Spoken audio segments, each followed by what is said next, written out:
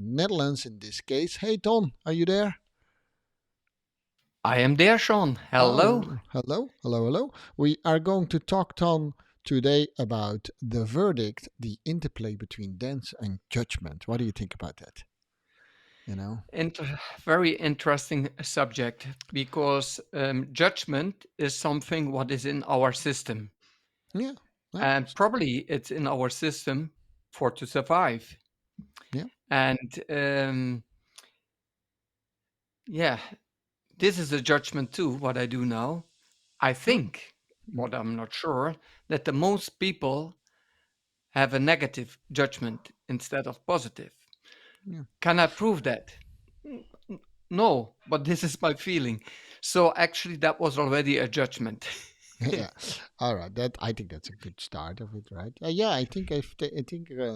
If what you mean that if we talk about judgment, people think a little bit about the negative connotation of the word judgment, right? I mean, we have Mhm. movements of it, right? Judgment Day, all that kind of stuff. But of course, if you don't have good judgment, which in itself is a subjective word in maybe a negative connotative word, but if you don't have judgment, if you don't have the ability to judge, that would be very dangerous, right? That would be very dangerous if you don't have the, Absolutely. as in general, right? I mean, in a Yeah, moment yeah. we're going to switch, of course, to dance, but as a human being, if you don't know how to judge things and you smell, I don't know, something dangerous, then you you think, okay, yeah, I smell poison, but I don't know what Yes. to do with it. So you have no judgment. That would be not good, right? No. I have probably questions about judgment. Yeah. Maybe the listeners too. I don't know. I cannot speak for them. But my question would be, would the judges realize that they need to be more aware what their judgment could do for them Hmm. if they But know you, the context from the judgment from the judges? So mostly you not get context, so this is again a judgment uh, for myself. What do you think about that, Sean? Well, we switch now to professional judges in dance competitions. Is that what we're talking Mhm. about? Yeah, Yeah, and dance competitions, but also in the theater when you are have audition, because these are also give a yeah. also meaning about the dancer. And I asked myself, give me as dancer when I was dancing in the previous years, I never know the context of the judgment. And Yeah, in our dance form, like Latin and ballroom dancing, you get a one, it's first place, second place, but you not really know why he put me on the first and the other one put me on the sixth place. They judge the dancing and the dancer, but I don't know why they did it like that. yeah. Well, I think that's correct. That's why we called this episode, you people out there, you know. Yeah, we called this episode. We call it the verdict, right? It felt a little bit like a verdict. If you don't know what you are judged by, or what you are judged on, then it feels a little bit like a verdict. Yeah, you are number one and you are last, something like that, right? And so then if you talk to in those days when we talked to judges, then some people actually would, they try to explain what they judge you on, but to our yours and mine, Ton, big surprise, then that answer was different from every judge. I mean, there was maybe a big overlap, but still pretty subjective. And so I remember asking judges, hey, what do you judge on? And five of them all said musicality. But when I asked deeper, what specifically do you judge me on if it comes to musicality? I got again, you know, different answers. So I I thought that was pretty curious. So when I said, so it's more an opinion then, then some of them became really angry, which I also did not understood because I had personally not yet a judgment over their judging. I just wanted to learn, what are you judging me on? And Yes. but they felt it a little bit like critique, so I felt, wow, this is a very sensitive topic. Yes, absolutely, Sean. I had the same. I judged once in the Latin American dancing, like Hmm. samba, cha cha cha, rumba, a world championship in Slovenia. And one of the trainers were there, and he said it was very clear that this couple, because it's a couple dance, Yes. uh, that they won this world championship. Oh, and I said, why then? Because I judged it also. For me, it wasn't that clear. And he said they had the most clear technique. Hmm. Okay, I asked again, what is the context of the technique? So why the technique? What you mean with that one? Yeah, you could see that. So he actually spoke for me. That's clearly the best technique. I said, what I had to see then from that one? Yeah, that was the best technique. And we were running around like a dog behind the tail. And I stopped with ask more because I felt also he get a little bit more like yeah, best technique. But anyway, a little bit similar story. He didn't get angry like by you, but this is what I felt. And in the ballroom Latin, when you judge the dancing, you cannot speak with the judges. So I can understand that one. But actually, probably they don't know that if you want to give your opinion or your judgment, the most of details you will not see than that you see. I hope it's clear for you what I say, Sean.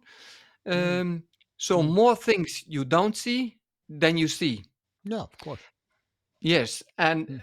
actually for me, I would, and this is why a video analyze is so value has so much value because you can look more about the video. You can look several times to the video. You can look to slow motion, and then suddenly you see more things from your perspective, and you hear more things, and you use your sentence more because when you see it only one time, you can miss a lot to give an optimal judgment. That's my opinion. So actually, you get only one time your chance. And if you could speak with somebody about your judgment, then maybe you get a different insight also about it. Yeah, but I think those are two different judgments, of course, right? So we, at this moment in the podcast, have no judgment yet over the judgment, right? We Yes, start yes, to understand a little bit, or give you hopefully also a little bit of an insight how judging in general competition works. And then specifically, we often talk about ballroom dancing, but of course, hip hop, it's not actually much different. Although in hip hop competitions, in many hip hop competitions, you only have one or two dancers in front of you, sometimes a group, if it's a group dancing. So it's slightly different than in ballroom dance competition. If you are not familiar with it, ballroom dance competition is often with couples, right? And they go sometimes up to 20 to even 25 couples at the same time on the floor doing the same, not the same choreography, but we call that the same dance. So they all dance to the same music. So that's a very specific thing. When I For the first time, I used to be a martial artist, right? As most people know now by the podcast. So when I first saw a dance competition, I thought it was very exciting. But at the same time, I thought also it is very strange. It's a very strange thing to do, right? Because if you think about it, so you and I have judged quite a few competitions now. We have about 2 minutes, to judge 25 couples who goes to the next round. Well, that's just a few seconds if you think about it, right? So can you truly say then I judge their dancing? So first of all, you have to be honest. You have to say, hey, I only judged a moment when I personally looked at them. And it could be a completely different moment than when Ton looked at them. And that's of course different than we judge our students in how they performed, and we have the video material, we can talk to them, they can talk to us. That's a completely different judgment.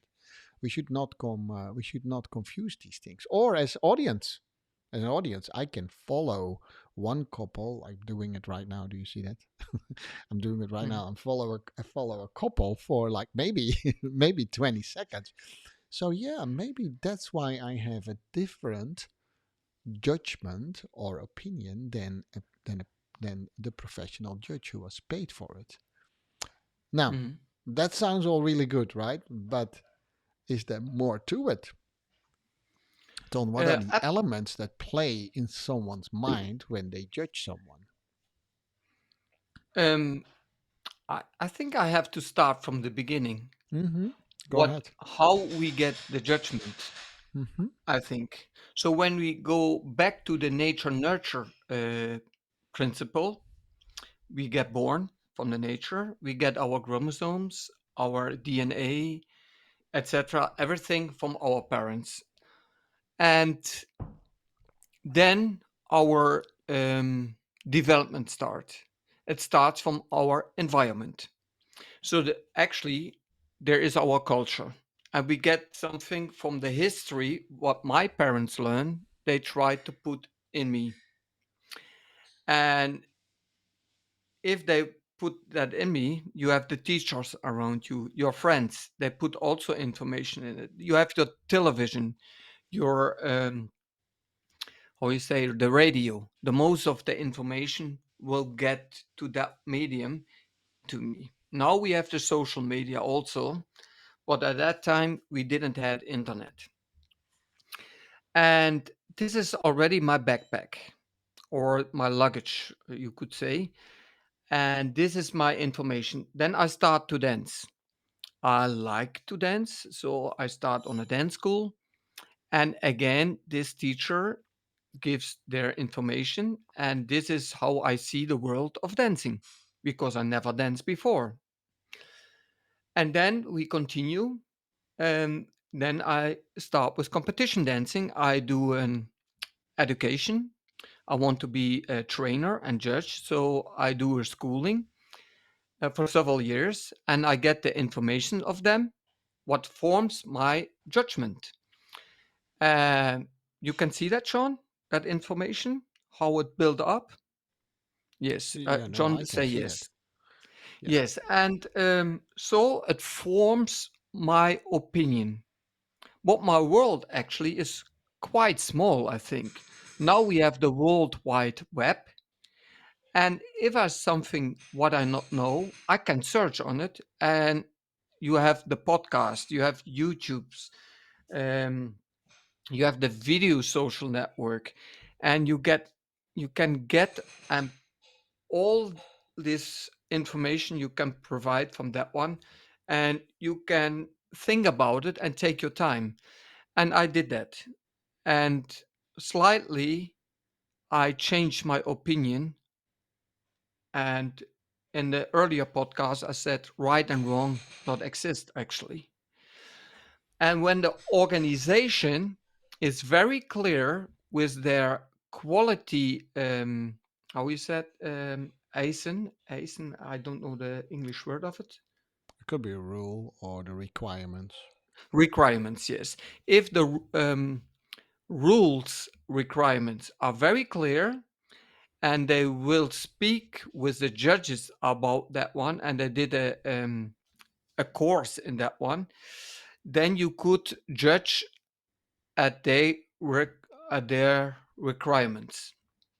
But if you not get that, then you get other judgment on a dance competition or in an audition, and then you could be in one audition when you do it for the ballet or for the contemporary, you get through to the next round, and in the other one you kicked out immediately and you did exactly the same because the requirements, the rule requirements are not clear before. Also, not for the dancers, not for the uh, say, trainers or teachers, and not for themselves also. And for the ballet, I understand now this is more different because they look for a typical dancer. They have to be tall, they have to be slim. Um, Actually, this is something what I hate. They're looking for particular color, mostly white people. That's really, really stupid, in my opinion. Sorry, listeners, that was again a judgment for myself. Um, yes, and then it goes on in the competition, on a hip hop competition. All these world organizations, I looked to several rule definitions in the definitions from it, and they use many subjective words.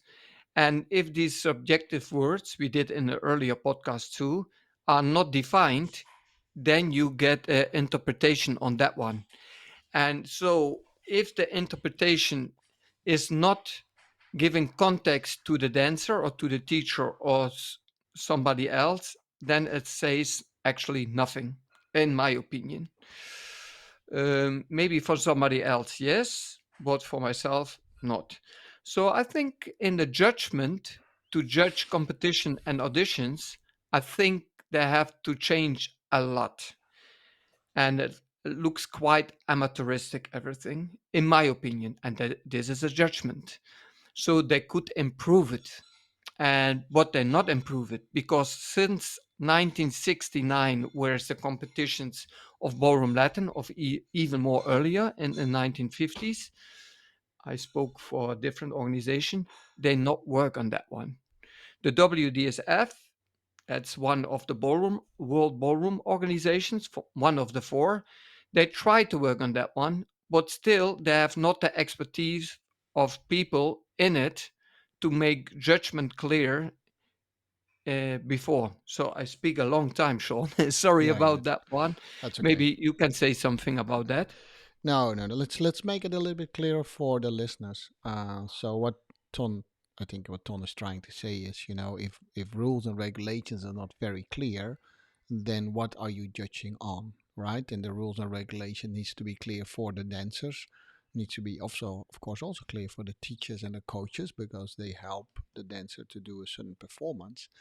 And then thirdly, they also need to be clear for the judges themselves, and it's actually kind of nice, helpful, not really super important at this moment, also for the audience, because that makes it, I think, a little bit nicer, which is a judgment and a subjective word for people to watch. But if you think about it like a soccer game, for people who really don't understand the rules, it normally is not very nice to follow what's going on, right? If you understand the rules a little bit better, then it's nicer to follow any match. So those are the components that I think are very necessary. Now, what we have seen in the dance world that in since the 90s, actually dance competitions are there almost 100 years old.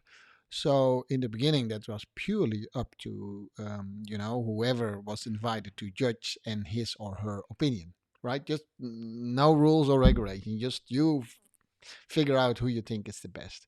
A little bit over time, we started to get training so that, I grew up in a time where you even had to have a license to become a judge. Still very based on arbitrary rules. And there's one organization that Tom pointed out. I'm not sure if that's the only organization who's doing that, but in the ballroom world is the WDSF who try to regulate those judging a lot more. I hear from colleagues a lot more. Now, it's our judgment, actually, from the DanceGems, if that is a good or a bad thing. And it's not only based upon our opinion, it's, of course, also what we have seen. And let's say that Ton and I walk in this world quite a while. So, yes, it is Ja's and Ton's opinion, but it is definitely based on what we have seen around us. I see a lot of competitions here in the US, of course, and in Europe still.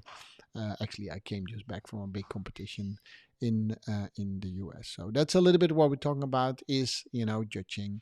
how is the judge. We're not even talking about is judging fair or not. We're not talking about. And then the second thing that Tom talked about is, he started from, developing your DNA. Your personal bias is, of course, influenced by a lot of things. Your personal bias is influenced by your education, it's influenced by your culture, it's influenced now also today about social media and what have you not. So that's a little bit, my summary of what you said. Yes, I understand that, Sean. Actually, it's observing. And when you're observing, you do this with your senses. You observe the world, but also you're influenced by the world with the people around you and the organizations around you and your colleagues around Mm, you. And this gives a pretty, how I must say, a picture of how you see the world. What I learned now I'm older, because the World Wide Web, my motivation was to find more information, and I find it. And slide that I find it, I change my opinion. And now I try to go less with a judgment in it or a prejudgment, but I try to look with a blanket paper to it. But when I listen to the people, and people speak in good and wrong, bad and ugly, then I already get a little bit in shock. Because actually, for me now, these words are not exist. Because when I say something is beautiful, then at least I give some context to give a judgment. But I cannot judge somebody and I say to them, "You had a beautiful dress, and this is why I put you on the first place. And I like the choreography, and I put you on first place." It has no context. And when it not has context, it has actually zero content in it. Exact that you say some words, what I not on I understand the words, but I not understand the content of it. yeah. Well, I mean, let's also be fair, because if you look at the WDSF rules in this case, let's not make it too detailed. We may want to do that another time when we have actually a WDSF judge on the podcast. But I think it goes a little bit further than just saying, "Hey, I like or don't like the choreography." I think there are quite a bit of words around how to judge a choreography. The main question here is that truly then giving more context, or is it actually still, a little bit more the same? Can you truly judge? Um, can you truly judge on the criteria that they have come up with in dance? That's I think more the question. Because if you look at what they say, technical merits, if they look at all the categories that the WDSF made, WDC doesn't. That's another dance organization. They don't even do that. There are actually there are a lot of points to take in consideration. I then don't say that I know them all by heart, but I studied them quite well. There are a lot of points to in consideration, but it made my eyebrows, see, I'm doing it now on purpose, even raise even more. To be really honest, is that even, are we chasing something that's possible or not? Can you have a completely fair judgment system? I mean, the ice skating world is fighting this for many years, and I know you have some. Actually, you train some ice skaters too. So the ice skating world is working is fighting this for a long time. Are we judging, fair or not? Yeah, I think it's not fair because it starts with the requirements of your regulations. If Mm-hmm. the regulations and requirements are not clear and not communicate before to the skaters, to the trainers, teachers, coaches, because these are different words, but also different requirements. If they not communicate that, then it's still not clear. And if they judge just on the element. So when they have to do axle, like they spin 3 times in the air, and fall, they get a certain point degradation less. And this is clear for them. What happened before, because in my opinion, it's they can fall and they stand it. Of course, when you fall, you get less points. When you stand it, you get higher points. But it's also the execution of it. And is the if the executions are not in the requirement how it must look, then we speak about two different things. And again, it's about this table, Sean. We spoke in our earlier podcast about you can speak about a table, but about a different table. And this is the responsibility by this organization, world organization. In this one was it the ice skating world, and some of them go to the Olympics, and I trained them, and I made a choreography for them and the music. Then I looked to the requirements of their rule regulations, Mm-hmm. and I looked to it, and in one regulation was the ice couple needs to have a beautiful choreography. I Mm-hmm. was so surprised, Sean. Can you imagine a beautiful, no context, choreography, no context, and both needs context. Then make a small star to it or a hashtag and put it down in the paper in the regulations and explain what you meant with it. But you cannot do this, of course, in the regulation, but put it at the end of the regulation, then what you mean with that words, but also not. So there is no definition of the words. And we did it also in our earlier podcast. So then the basic or the fundament start with the words. And then you judge something from the regulations, what even not know every judge. They have to do one time exam. They have to learn these regulations. And after a year, they get again a course or something to do that. And then because they attend the course, they passed the test. But this is not, in my opinion, a development of somebody who is judging dance. The same in the theater world, exactly the same. Because if the regulations are not clear before for all the parties, then you get a very subjective, still judgment. That's Yeah. my opinion, Yeah. and I it know. it I will not change it, or you convince me that it's everything different than I understood.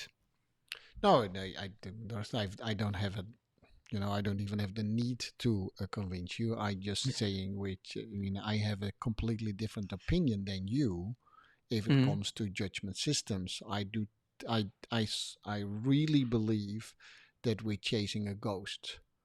We're truly yes, chasing a ghost, and we murder something correct. completely beautiful.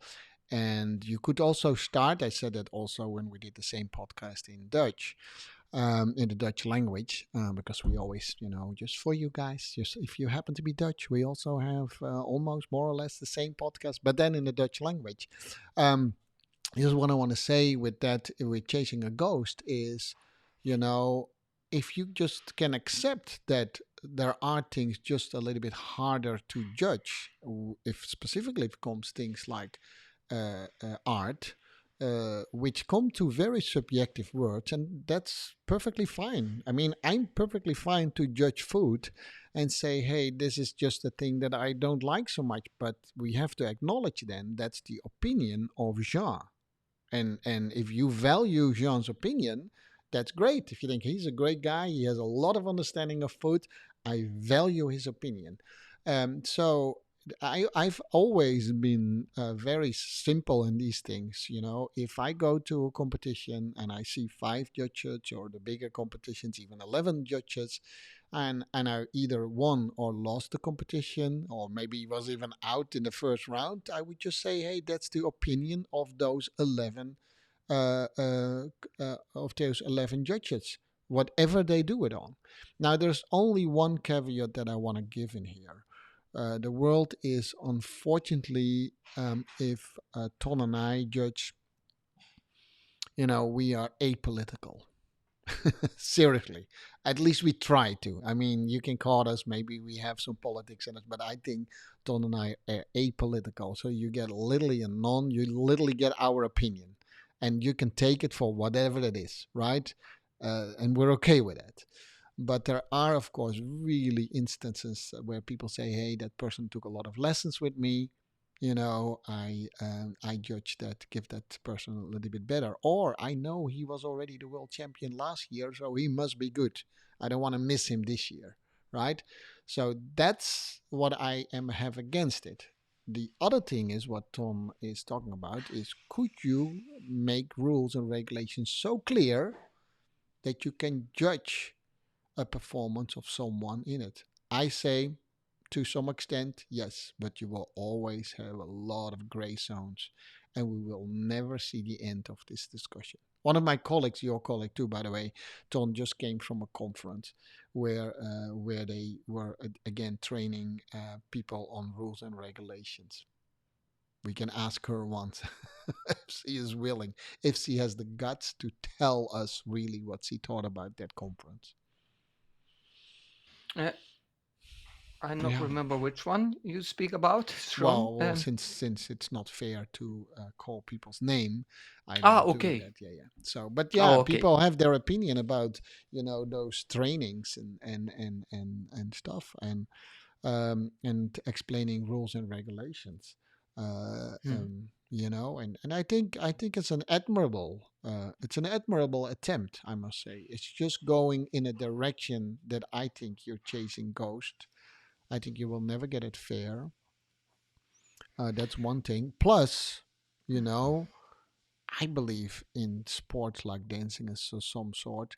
There should be some sort of you see that in hip hop, right? Because it's a little bit younger. You see some sort of a natural evolvement of the hip hop dance in itself, which I think is beautiful. It is the culture, it's the young people that push that into a certain direction. You put a lot of regulations on it. You see that in the dance world, in the skating world. You see that the development becomes really, really weird. It's only about, can I do more turns in an axle? It Hmm. comes more on measurable things, which Hmm. is, we're not sprinters, right? And then I know from Utah, if you make a theme, because ice skating goes a lot with theme, and the themes that you come up with are often very controversial. People Hmm. hear a little bit strange music, and you immediately see the score drops down Hmm. because they Hmm. don't recognize it. They think it's provocative, and they think like, oh no, no, no, that's not really. So that see, that has nothing to do with the with the capability of the dancers. Nothing, Hmm. Hmm. nothing. So I think this, we need to allow the subjectivity in there. Let the feeling also come out. There is no rule around feeling. Were you touched by the person's dancing? Mm, Yeah. there's no allow. I mean, how do you measure that?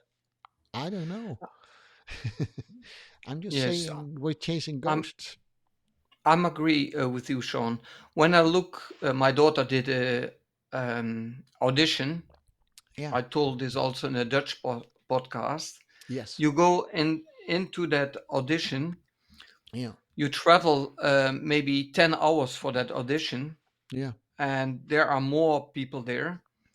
Uh, and this audition were only 30 persons there. They learn a contemporary piece, what they do in their company, in 15 minutes. I don't know how this is possible because they work months on it normally and they take a piece out of it and you get it in 15 minutes. Then who takes the audition? Let the dancers dance. My daughter was in the first group and she couldn't manage it. She felt it also. The other groups could also not manage it, but he said you can do a freestyle. Okay, so the first group couldn't do a No. freestyle, so they Yeah. get already judged on that one, and the other group could do a freestyle and get judged on that one. So all the dancers who were in the second group were continued to the next round. All the dancers who were in the first group were out of it. That was his judgment. Then you can ask, is this fair and transparent? In my opinion, not at all. It's Neither one, huh? unfair. It's unfair. It's totally unfair. Yeah. So when he would have, as a person, would be more wiser, I would say, okay, the second group could do a freestyle. The first group can also do again a freestyle. Then you can put at least a subjective judgment on it, on that it's transparent, on honesty, that both groups could do the same. Mm-hmm. Now he take a judgment and said, okay, first group is out. They could not manage the choreography. Second group also not, but they could at least do a freestyle, and the first group not. So his judgment has a lot of influence on the lives of dancers. They Yeah. traveled a long time, 10 hours Yeah. to that place for my daughter. Some people need 1 day and fly from New York and have to fly back again, make a lot of costs, invest their money in it, their time in it, and even then not get context why they kicked out. Yeah. I'm really surprised on this one. And I said to my daughter, just to give advice, you can ask polite why they can do a freestyle and why we can not do that. Actually, I want also to do a freestyle like the second group. But she Mm-hmm. didn't ask that because she was afraid. You come now Yeah. in some different area.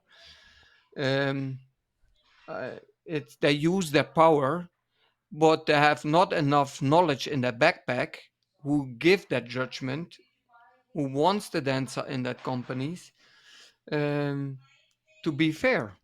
Yeah. Yeah, Yeah. that No, was no, just an I think. example. No, I think it's a good example. I mean, it's if I recapped it very quickly. I mean, there was a situation where two groups of dancers were judged on two different things. One on freestyle, that they and the other one was they tried to judge them on something, and they figured out that that didn't work on a choreography that was Mhm. set up front, which is of course incredibly unfair. I think this is an example that we fortunately don't see not in the ballroom dance world, but you see it a lot in the more classical and the contemporary dance world if it comes to theater groups. um, I mean, I'm perfectly fine if they say, we are specifically looking for a 6 foot tall dancer and he needs to do this, this, and this because it's for a certain role. I mean, I have no problem with them, but then say it Mhm. up front so that all these Yes. dancers are not flying all over the world and have their hopes up saying, hey, I'm not 6 foot, but maybe I have a chance. No, then it's super clear up front. It's like doing a casting for a movie. A director has a certain person in his mind, and that's perfectly fine for me, right?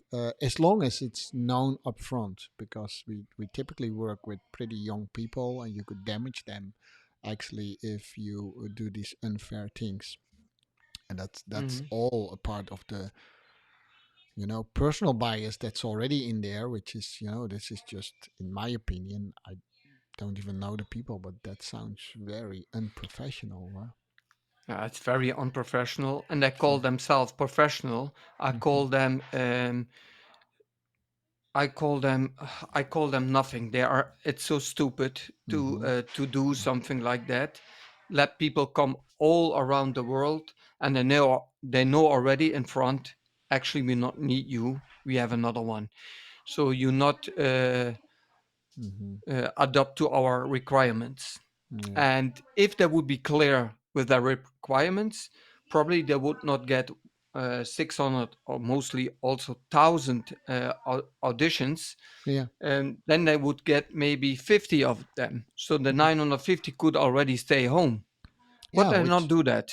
They Yeah. not do that. And I think it's a misbehavior of their power, how they use their power there. I don't know if I can call power, but and they let them come, and maybe they think, oh, they have not the requirements, but maybe we could use them. I think it's not okay. Well, you and I have, of course, a judgment over that, Hmm. and it feels for me, true or not true, it feels for me first and foremost very unrespectful to Yes. people. That's what it is. So for me, that's an important thing if it comes to judging. If I think we cannot overcome completely fairness in this type of things. That's sheer impossible, right? We already know it, but the dances that are included, specifically the dancers, whether they're on the dance floor as dance couples in a dance competition, they need to at least feel that they are, treated with respect. Yes, and That for me is very important. And if you the have the most feel, important, Sean, I and think so not too. above each other, but No, next to each other. next to each other. Yeah. If you have the Yes. feeling that, hey, if I don't have lessons from a certain teacher's group, and so that would make it impossible for me to climb up that ladder, I think that also has to do with respect. And Hmm. and because it's the same teacher sometimes who who judge the same competitions. Um, that's of course a clear thing. Now there are organizations like WDCF. They say, oh, you cannot judge and work as a teacher so many days before you judge. I don't even know the exact rules. Is that a way to Correct. solve it? No, I don't think because so, actually. they give after it lessons to them, and the Exactly. next competition, and That even in these Yeah, organizations, they tell, and this is not the fault of the organizations, but the power is with the teachers. They exactly. say, okay, and the judges, Yeah, I teach you, I judge this and this competition. You go to that competition, yeah, and another and the dancer sometimes has not the money for it, and then the teacher put them under pressure and say, if I will judge you, then you have to come 1 week before and take some lessons from me.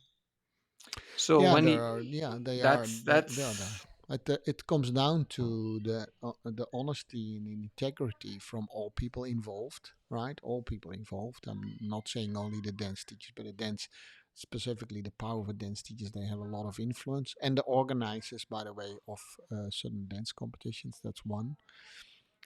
To me, mm, for me, that's where the bigger problem lies. That's also where you see that a lot of the discussions lies.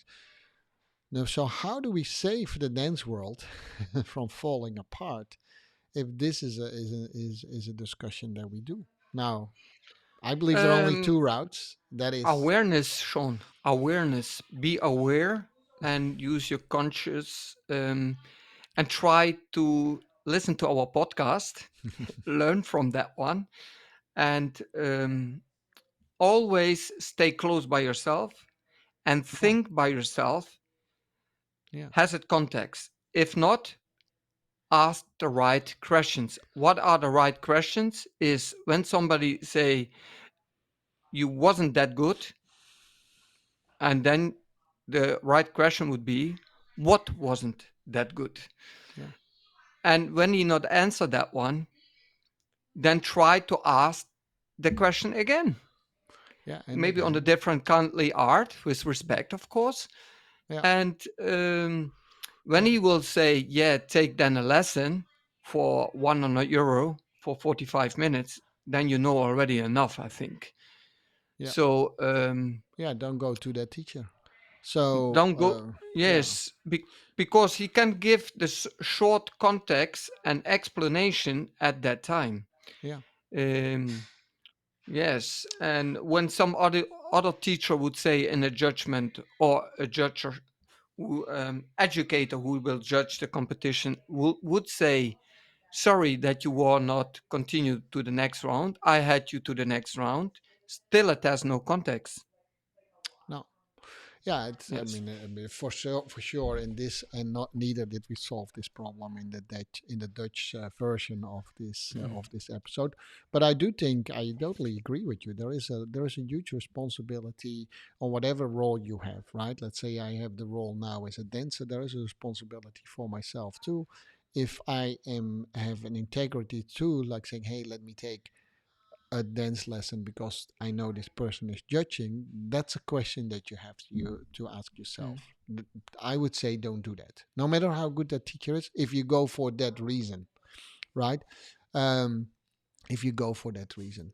That's one thing. The other thing that I see, which is also a very difficult thing, it's almost a separate podcast, is am I trying to dance to win according to the rules, or am I trying to dance because that's what I would like to bring on the floor? And those two things could be completely different.